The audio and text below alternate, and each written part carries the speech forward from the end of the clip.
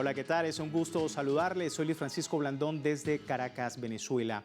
La doctrina Monroe siempre ha sido interpretada como una manifestación del expansionismo estadounidense y su deseo de mantener a América Latina como su esfera de influencia, una corriente también criticada por países latinoamericanos porque asentó las bases de una hegemonía y una injerencia que amenazan hoy en día la autodeterminación de los pueblos del continente. El bolivarianismo, por otro lado, promueve la integración, promueve la cooperación en toda la región y con el objetivo de alcanzar un mayor desarrollo autónomo y superar las divisiones impuestas por el colonialismo, la defensa insoslayable de la soberanía nacional y la promoción de la identidad suramericana. Estamos en el año bicentenario de las heroicas batallas de Junín y Ayacucho y hemos querido preguntar cómo es el estado de estos dos proyectos hasta nuestros días, el monroísmo y el bolivarianismo. Comenzamos. Contexto y contexto.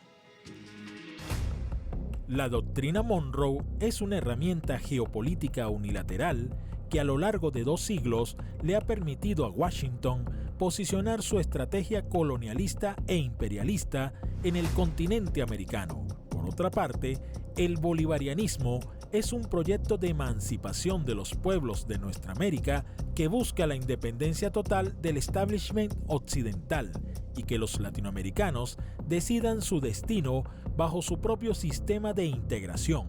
Luego de 200 años, el contrapunteo entre la dignidad y el injerencismo con sus instrumentos hegemónicos se mantiene debido al intervencionismo de la Casa Blanca en la región.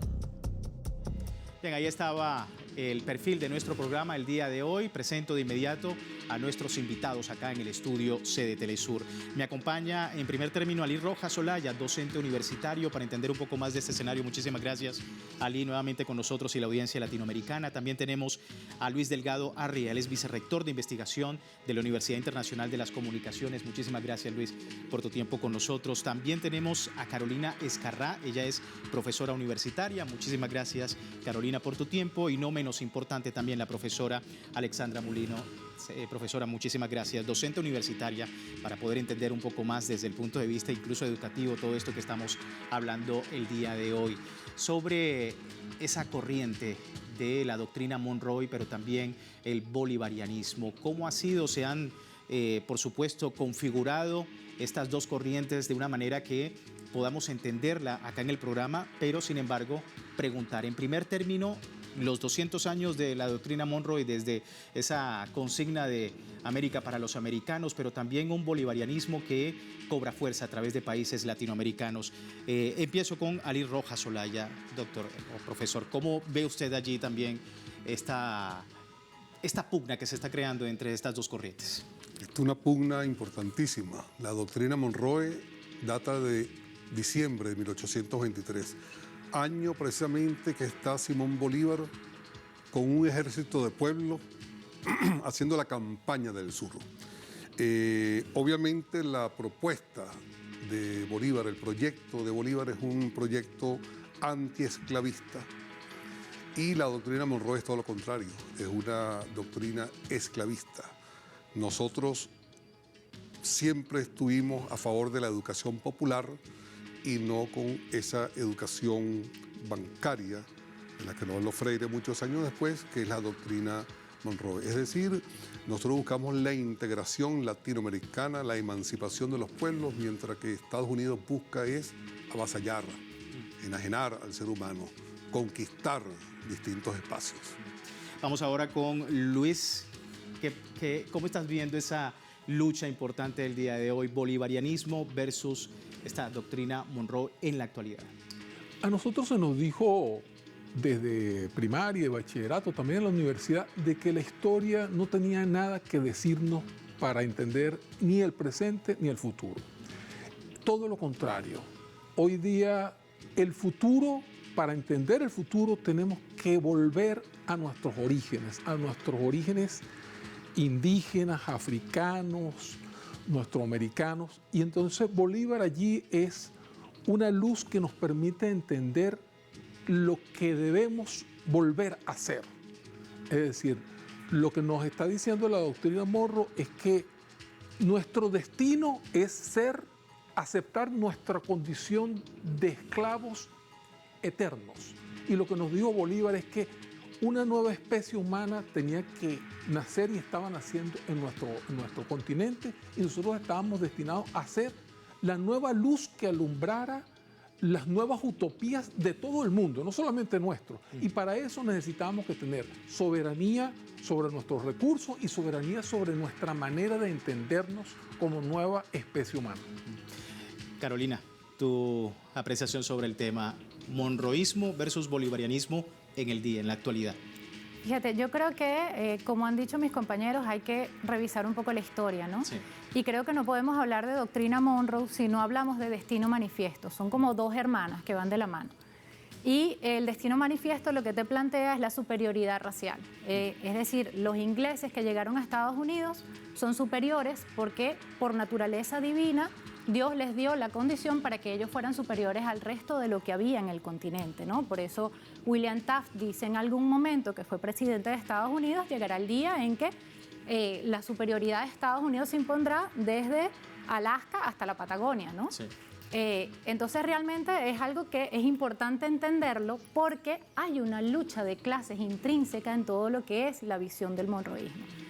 Por contraposición, el bolivarianismo te plantea integración, te plantea cooperación, te plantea unión entre los pueblos, te plantea que hay una visión multipolar del mundo y que tiene que haber un equilibrio del poder. Mucho antes de que a nivel de la disciplina geopolítica se empezara a hablar del equilibrio del poder, ya lo decía Simón Bolívar en la Carta de Jamaica. Tiene que haber un equilibrio del poder entre las naciones del mundo y, como dijo el compañero Luis, precisamente en Latinoamérica es donde está esa luz para el futuro. Una América en disputa, como dicen algunos analistas sobre este tema de la doctrina Monroe, profesora, también desde el punto de vista educativo, importante, hemos visto que desde la historia es importante comprender qué es el bolivarianismo y el monroísmo para poder entender lo que está ocurriendo en la actualidad. ¿Usted qué piensa? Es así justamente, estoy de acuerdo con todo lo que se ha expuesto y es necesario tomar en consideración que el monroísmo trata del substrato socioantropológico y cultural del imperialismo estadounidense. Y justamente en el marco de la lucha de clases, tal como lo planteó la profesora Escarrá, el bolivarianismo intenta oponerse, lucha y se opone definitivamente a una concepción antropológica y cultural de dominación. Entonces, en el marco de la reforma curricular que se lleva en América Latina toda, es importante, como diría Miguel de Unamuno, un bolivariano importante, un hispanoamericano bastante sui generis, que plantea la necesidad de reencontrarnos en nuestra intrahistoria y, por supuesto, marcando distancia con esa concepción cultural, antropológica y social que nos aliena permanentemente, inclusive en términos endorracistas y en contra de la propia ideología bolivariana. Ese es el fin último del monroísmo. Tiene una importancia financiera, una importancia de legitimación financiera de carácter comercial y militar, pero también de carácter antropológico social porque nos hace. Y eso es lo que se denomina, como lo han dicho los expertos, la conquista de las mentes. Sí, definitivamente una destrucción de la identidad. Y estamos en búsqueda de nuestra propia venezolanidad y latinoamericanidad, americanidad. Es un gran desafío que precisamente quería abordar con ustedes sobre la importancia y el bolivarianismo como tal, dándole cara al monroísmo. Vemos el Comando Sur de los Estados Unidos paseándose por América Latina, hablando del interés de los Estados Unidos en el agua, en el litio, en todos los recursos naturales. Y hemos visto que esta doctrina, incluso expertos incluso comentan que más allá de la macroestructura, también en el individuo está causando un gran cambio en el continente y en el mundo. Ali, ¿cómo estás viendo esa posibilidad de que el bolivarianismo pueda hacer frente al monroísmo? Mira, lo dice Simón Rodríguez.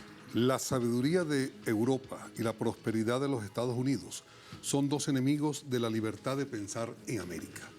Esto lo está diciendo Lo dice en 1828 en un libro realizado por la Universidad Internacional de las Comunicaciones contra la doctrina Monroe, Venezuela toma la palabra.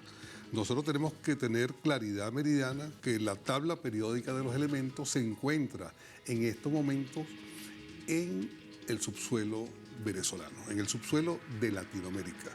Pero nosotros tenemos también que tener claridad jurídica que Bolívar hace un decreto fundamental donde dice que las riquezas que están en el subsuelo son de los estados, no son de las transnacionales, no son de las corporaciones.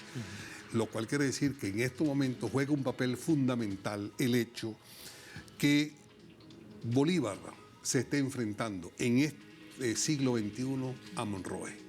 No es no está en juego cualquier cosa. La derecha, obviamente, con ese modelo occidental civilizatorio en franca decadencia, va a hacer lo imposible por imponer gobiernos como los de Milei, va a hacer lo imposible por destruir a Palestina, pero yo pienso siempre que otro mundo es posible. Y yo creo que de eso trata la doctrina de Bolívar. Luis, tu apreciación. ¿Cómo está el bolivarianismo haciéndole frente al monroísmo? Hoy día Bolívar es un personaje central para todos los pueblos del mundo, porque lo que planteó Bolívar es lo que de alguna manera años después planteó Carlos Marx, es que el sujeto humano está hecho para realizarse como ser humano, para realizar la nueva humanidad. Entonces, ¿qué estaba diciendo? Estaba criticando que todo lo que ha sucedido históricamente con la operación de coloniaje de Occidente ha sido deshumanizarnos. Por lo tanto, Bolívar decía una frase, decía, el coloniaje es la guerra es la suma de todos los males, pero la tiranía del coloniaje es la suma de todas las guerras. Es que es lo que estaba diciendo así. La única forma de llegar verdaderamente a ser humanos, de ser ciudadanos, de ser miembros de un país, de hacer familia, es luchar contra un sistema que nos niega las posibilidades de un hombre ser realmente hombre, de una mujer ser realmente mujer, de hacer familia, de hacer comunidad, de hacer países, de hacer regiones con soberanía. Entonces, la soberanía geoestratégica, la soberanía de las regiones, la soberanía de cada país es indispensable para realizar el destino humano a que estamos. Es decir, ahí se compatibiliza perfectamente la doctrina, como lo dijo en una oportunidad Chávez, no hay entre cristianismo y socialismo, no hay contradicción.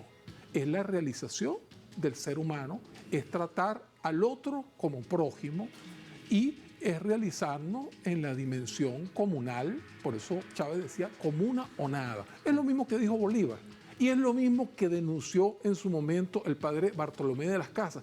Es decir, estamos en un proyecto donde lo que se demuestra hoy día es que el proyecto capitalista occidental es un proyecto que siempre fue parasitario, que nunca fue productivo, no produjo nada, lo único que ha producido es dolor, miseria, vergüenza, y lo que estamos viendo hoy, cuando vemos que el 50% de la riqueza ha sido apropiado por el 1% de los millonarios del mundo, es un sistema completamente inviable, está quebrado, y por lo tanto todas estas guerras que está financiando Estados Unidos y está financiando Europa, con sede por ejemplo en Ucrania, en Yemen, en otras partes, es la demostración de que el sistema fracasó.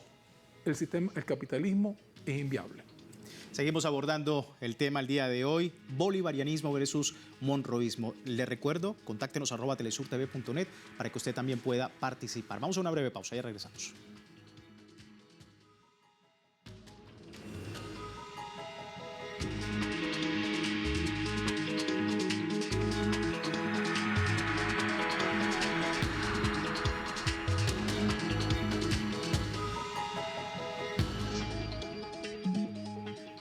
Gracias por seguirnos en Texto y Contexto. Hoy hablamos del monroísmo versus el bolivarianismo en la actualidad.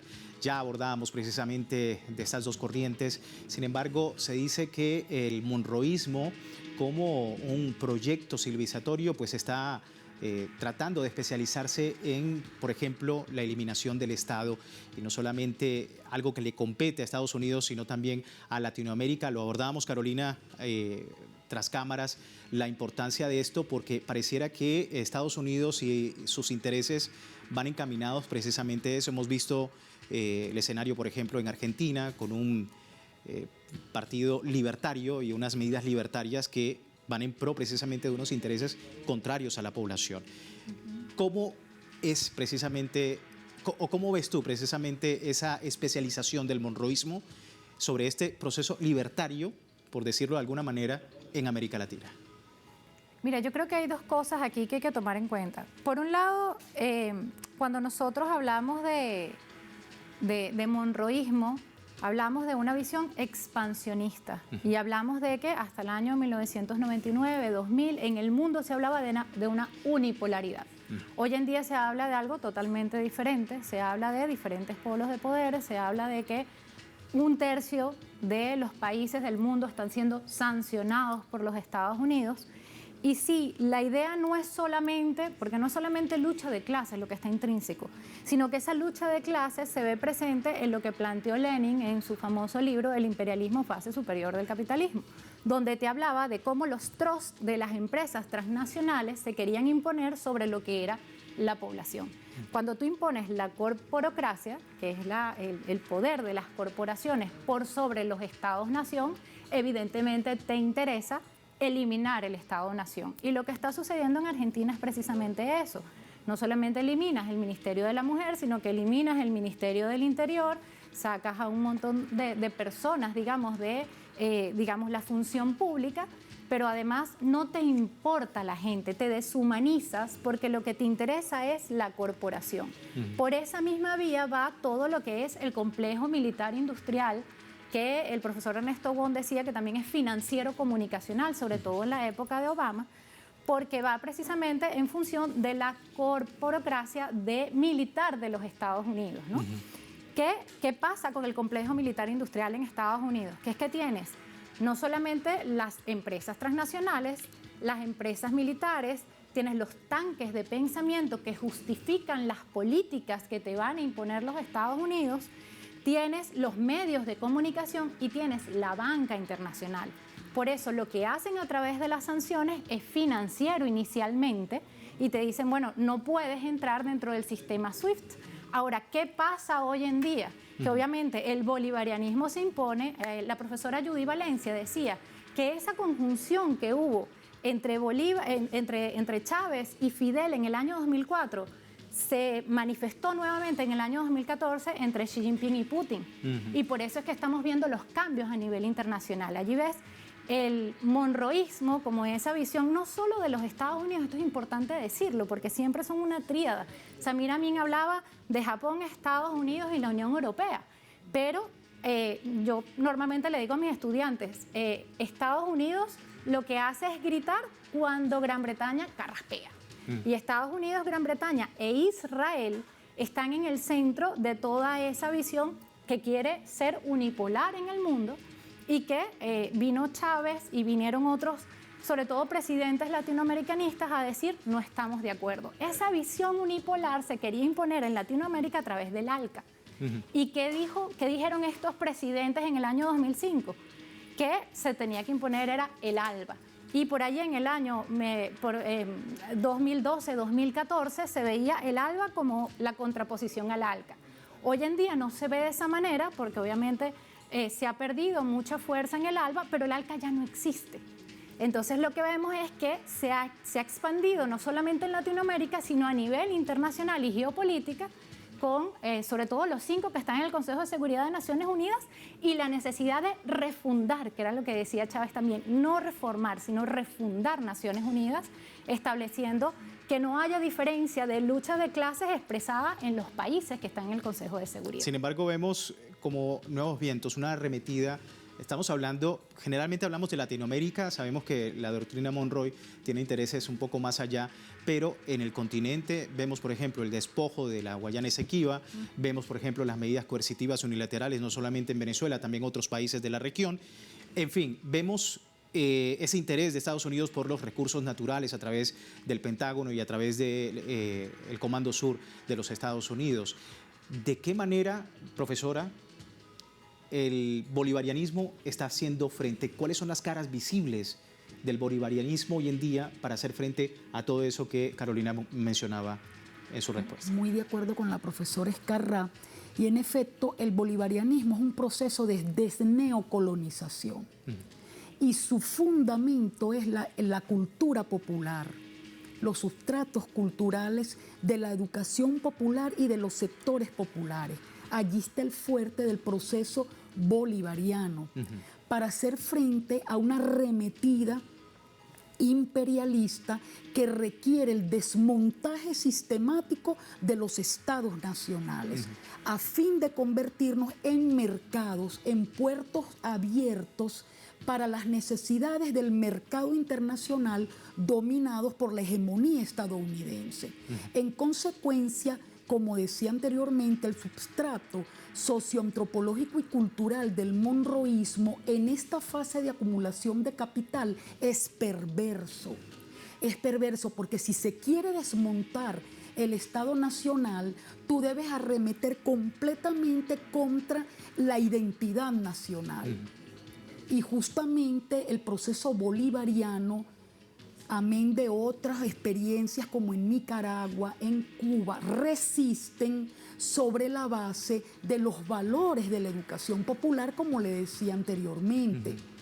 En efecto, para, digamos, establecer bases militares en la Guayana Esequiba, se necesita desmontar ideológicamente, en nuestro caso, no solamente la venezolanidad, sino el concepto de americanidad. Es decir, que todos estemos a favor de los Estados Unidos de Norteamérica, de que es necesaria la invasión de los Estados Unidos para salvarnos. El trasfondo ideológico es justamente el desmontaje sistemático de la república y en consecuencia de la patria y la soberanía, no en términos localistas, sino como en términos bolivarianos, es decir, de la América toda. En consecuencia, repito, trata de un proceso de desneocolonización difícil, complejo, porque lo primero trata es de luchar contra una geopolítica unipolar, como decía la profesora Escarrá y los compañeros presentes. Una vez que hagamos frente a una concepción unipolar, bueno, debemos profundizar en la América toda, en rescatar nuestra identidad. Y afortunadamente el bolivarianismo está en el marco de la alteridad, lo conversábamos, profesor, de la otredad, donde el otro es importante. Y esa es la grandeza del bolivarianismo, que no fractura, sino integra. Estados Unidos necesita desintegrar. Y termino con esto, mucho cuidado con la cultura musical posmoderna que arropa América Latina, desmontando ideológicamente a los jóvenes universitarios y de otros estratos de la sociedad. Justamente de ese aspecto quería tocar, porque redes sociales, la cultura, la música, por supuesto, tienen una influencia bastante marcada acá en nuestro continente. Y para finalizar brevemente, pues una reflexión de ustedes con referencia al tema, Ali, la importancia precisamente de otros aspectos como la cultura, la música, aspectos sociales y culturales que también, si bien no están precisamente relacionados con la vida política, pues también son importantes para poder tener ese debate sobre la doctrina Monroe. Muy importante. Una revolución, para que sea irreversible, debe ser cultural. Esto es esencial. Y nosotros tenemos que hacernos de nuestra música, de toda nuestra cultura, de nuestra cultura popular. Nosotros tenemos que creer en los poderes creadores del pueblo. Allí está la esencia.